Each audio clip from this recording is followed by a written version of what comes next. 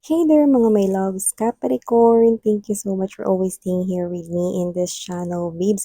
So bago natin simulan nito, no, ang content pala natin ngayon is alamin natin kung ano ba yung karma ng person rito na nanakit ng inyong damdamin before. So yun nga mga babes, wala po tayong gender here, babae, lalaki, LGBT, cross-watchers, you can flip roles if you want.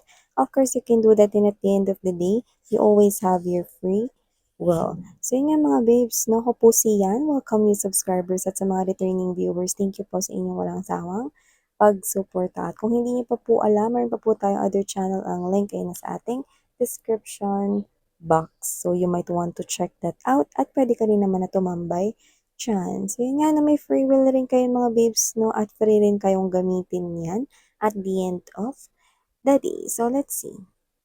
This is for me Capricorn people. Archangel Michael, thank you so much for being present here in this reading together with the angels and guides. Can you please show me ano po yung karma nitong person na to na nanakit sa damdamin ng aking mga Capricorn na mga beshies? Alamin natin yan. So, Spirit and Angel Guides, can you please show me what are the karmas of this person who hurt Capricorn? Alam mo, wala naman talagang karapatan ng kahit na sinong manakit ng damdamin ng iba. Ayan. So, let's see his or her karma.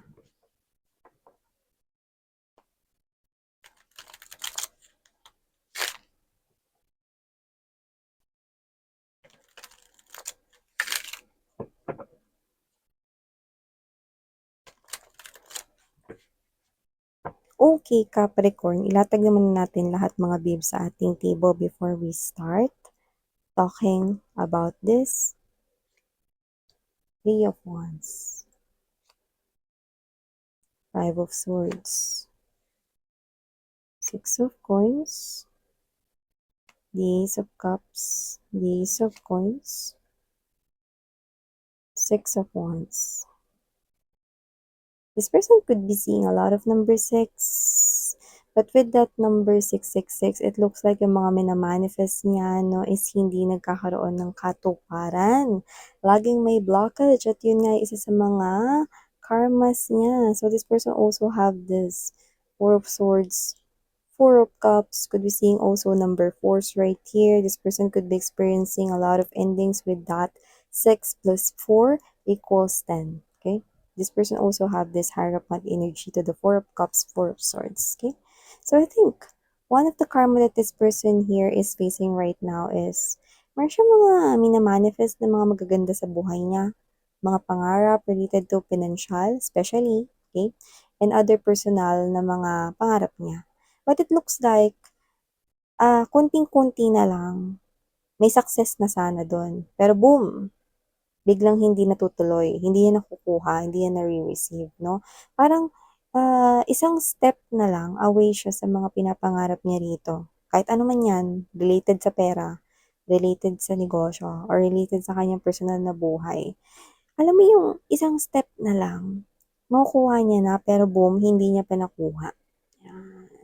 So, that is part of his or her karma, Capricorn, no? That disappointment, no? Lagi siyang nadi-disappoint. Konting-konti na lang, tapos hindi nabibigay sa kanya. Okay?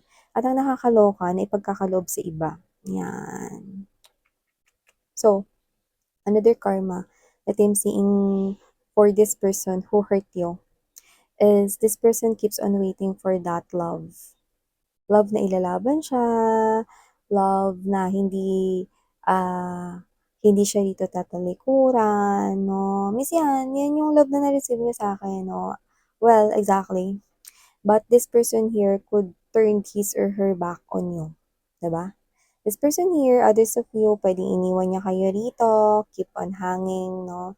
Habang kayo rito ay nagmo-move on sa kanya, posibleng nag-move on siya rito sa kanyang new beginning ng mag-isa, no? And this person here could play games with you. And how come this person wishes na magkaroon rito ng love na ipaglalaban siya gayong hindi ka naman niya inilaban talaga noon, no? So how can someone here so desperately wanting that kind of love na ilalaban naman siya? eh kung hindi naman niya ginawa yung paglalaban before, 'di ba? So I think this person's one of his or her biggest karma is waiting. Keeps on waiting. Patuloy na maghintay sa taong ilalaban siya. Tapos yung mga dadating sa kanya is yung mga taong ititrick siya, tuloy magpi-play ng games, no? At only here for fling or short-term relationship. Panandalian lang. Tapos, poof! Wala na. Yan. So, malayong-malayo sa gusto niya talagang mangyari sa kanyang love life, no? So, I think one of the biggest karma that this person here about to face is that he or she, okay, will keep on waiting for that special love na naramdaman niya naman sa'yo. Pero I think binaliwala niya yun, no? So, yan. So, nakita ko rito na desperate siya to have this new beginning in love and in finances. Kasi I think yung finances niya rito is nakita ko na hindi siya rito nakakapag-ipon. Alam mo, I must say na itong person mo na 'to, hindi naman talaga siya gano'n kadamot or hindi naman talaga siya as in bad person or whatever. Kasi pagdating daw sa kanyang mga loved ones or mga kamag-anak or mga people na ka-close niya, even friends, mapagbigay naman siya. And ito na nga yung karma na nakikita ko sa kanya. Hindi siya dito makakapag-ipon dahil ang perang papasok sa kanya ay lalabas din, if you know what I mean, Capricorn. So, pag may dumadating na pera rito, no, lagi rito may mangyayari na parang may lalapit sa kanya kasi hihingi ng tulong, kasi emergencies daw, kasi kailangan nila ng pera, no, at siya ito na hindi makakatanggi. At ito ay iba't ibang tao. Hindi ito yung paulit-ulit na taong lalapit sa kanya, kundi iba't ibang tao. And I think makilala niya ito at malalapit sa buhay niya. At for some reason, di niya ito matatanggihan lalo na kung mga ka-close niya ito. So, nakita ko na hindi naman dahil para i-badmouth siya or sabihin na "Ang damot mo naman or whatever. It's just that this person here is always there to help his or her alliances. Yung kanya ritong community, yung soul tribe niya. At dahil dyan, di siya makakapag-ipon. Dahil ang perang papasok ay laging palabas. Ow! Yun yung nakikita ko dito na one of his or her karma. At dito nakikita ko na may mga plano siya ditong kailangang gawin pero puro plano lang yung nangyayari. Why? Kasi this person here, even though nagpaplano siya ng plan A, pag hindi mag-work yung plan A, may plan B siya. May plan C, no? So, may mga ganyan siya rito. Pero, mananatiling stagnant yon, mananatiling stuck yon, mananatiling walang pag-usad doon. Kasi laging merong issue na mag-a-arise. Kunyari, ganito, meron siyang gustong itayong negosyo. Okay na, may mga papeles na, no? May mga documents na, ready na, no? At ito na parang ipapasa niya na ito, no, sa City Hall, mga ganyan, no, at asikasuhin iba pang mga kailangan na asikasuhin, no, and then boom, all of a sudden, may issue, kailangan i-fix. Okay?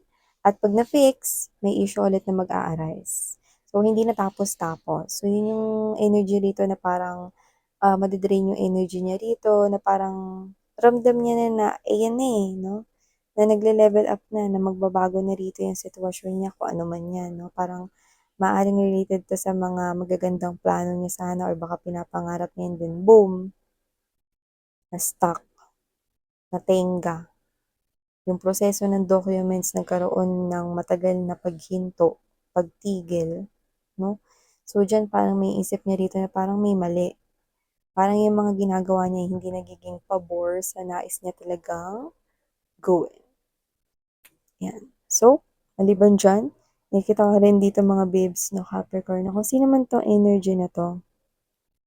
Nakikita ko rito na um, hindi naman sa short temper siya. Pero nakikita ko siya ritong mai-involve sa mga arguments. Yan. So, parang mangyayari rito, madalas siya rito mai-involve sa isang away or sa isang gulo. Yan. Doesn't have to be na yung gulo is kailangan ng kapulisan or whatever, no? I think yung gulo na nakaka-trigger, kunyari sa opisina, okay? Parang dito hindi niya mapipigilang hindi magsalita at ipaglaban ko ano yung gusto niya ritong ilaban, no? Mga opinion, feedbacks, mga ganyan. So, nakita ko dito na parang hindi niya palalampasin yung sarili niya rito na opinyon at posibleng mag-cause yun ng argument. Puwedeng hindi siya yung mag-start ng argument, eh, malinaw ko rin yung nakikita rito, pero madalas siyang mai-involve sa arguments. Hindi lang sa opisina, eh, kahit sa neighborhood, 'yan, or with friends. So, maliban diyan mga babes 'no, nakikita ko rin dito 'no, na part of his or her karma cups is that meron dito ito, nakakaloka. Yung karma, tumawid rito 'no, hindi naman natin 'to kagustuhan pero tumawid sa kanya ritong kamag-anak, may bloodline, eh. So, maaaring family or someone here na tinuturing niya rin na parang, um kunwari pinsan 'no, parang halos kapatid niya, siguro super close sa loob ng family 'no. Nakita ko na malapit ng ikasal yung person na yun pero hindi matutuloy. And that might not be applicable for all, pero dahil nakita natin, sasabihin natin. So yan. So parang tumawid, so parang may naapektuhan dito. Miss Yan, is that really yeah, if this reading is yours, then this is what's gonna happen with that person's family member or kamag-anak, relative, yan. So, nakita ko rito na posibleng ma-missed ng opportunity to get married yung person na yun. But doesn't have to be na hindi na ikakasal yung kamag-anak niya na yun o pinsan niya na yun o kung sino man yun sa family nila. It's just that, maaaring meron ditong malapit na ikasal sa pamilya niya or ikakasal or may magpo-propose dun at hindi yun matutuloy. I know, wala namang kinalaman yun pero lumabas yun dito. So, I have to say, okay? So, yun nakita ko here, guys, okay? So, praying, okay? Na, sabi ko nga sa inyo, doesn't have to be na, porket hindi matutuloy yung kasal ng kamag-anak niya ngayon is hindi na ikakasal yun. Okay? May chance pa rin na maikasal yung person na yan, no? Maybe with another individual or with someone else. Okay? So, nakita ko rin dito mga babes, no? Na posibleng after mo, nagkaroon rito ng third na person, okay? Pwedeng third party or pwede rin naman na may minahal siya after mo. Pero tingin ko hindi yun nag-work kasi nakita ko naghiwalay or maghihiwalay din silang dalawa dito. And I think that is one of his or her karma. Yan. Bakit naman naging karma yun, Miss Yan? Kasi kung sino yun, parang late lumabas yung true colors niya. Okay? At yung true colors niya parang naglalaro lang sa color black, dark brown, gray, yan, no, dark violet. Imagine that, puro dark. So, ibig sabihin, no, maaaring naglabasan yung mga hindi niya magagandang ugali at yun naman talaga yung true colors o yung tunay niyang kulay. At parang lately lang lumabas. Yan. At yung iba palabas pa lang, eh, so, whatever the case may be, posibleng hindi niya nakita yung tunay na ugali ng tao na 'no? Pero meron dito mga sitwasyon na posibleng, lumabas 'yan. Ano ba yung mga gano'n? Yung kunwari nahihirapan sa sitwasyon niyang person na 'yan, paulit-ulit yung mga situation 'no? Narindi na, nabugnot na, yun na, nagalit na, lumabas na yung tunay na kulay. Kunyari, "Ano ba 'to? Laging ganito yung ulam natin. Hindi na ba 'to magbabago?" Nakakasawa na parang ano, yan. So, whatever the case may be, nakakita tayo dito ng maraming pagrereklamo because of a situation na posibleng that person finds hard or challenging. Yan, no? Pero alam mo, tingin ko mga simple lang naman yung mga sitwasyon, pero dahil nga parang narindi siya, no? Tingin ko lumbas na yung tunay niyang kulay. Yan. Yung mga simple lang yung sitwasyon pero nahihirapan yung person na yun. Pwedeng third party or yung person na minahal niya after you. After you, yes. Okay? So, whatever the case may be, just take how this resonates, no? So, this person is so desperate to have that kind of love overflowing, no? Yung love na alam niya naman, kinukumpara niya sa love na binigay ninyo sa kanya. So, hopefully, this person is wishing for someone like you to enter his or her life. Yan. So, I do see that aside from that, this person also eagers to have a very good start sa kanyang coins, money, or pentacles. Okay? And this person is so desperate to win yung kanya ritong, kumbaga magkaroon ng increase or progress na maganda sa kanyang financial, no? But this person needs to do a lot of hard work here bago niya mag-gain yan. At when we say a lot of hard work, hindi ito madali. So, kakain ito ng maraming taon bago niya tuluyang makita na nagiging successful siya rito. Imagine, yung mga perang pumapasok rito is lumalabas din. So, I must say na hindi magiging kagandahan ang flow ng kanya ritong pinansyal sa mga susunod pa na mga taon. Yan, no? Para sa kanya. Yeah. May mapagkukunan, may pera dito. Pero yun nga, perang dumadating ay lumalabas din. May ipon man, pero hindi nagiging sapat, di nagiging malaki.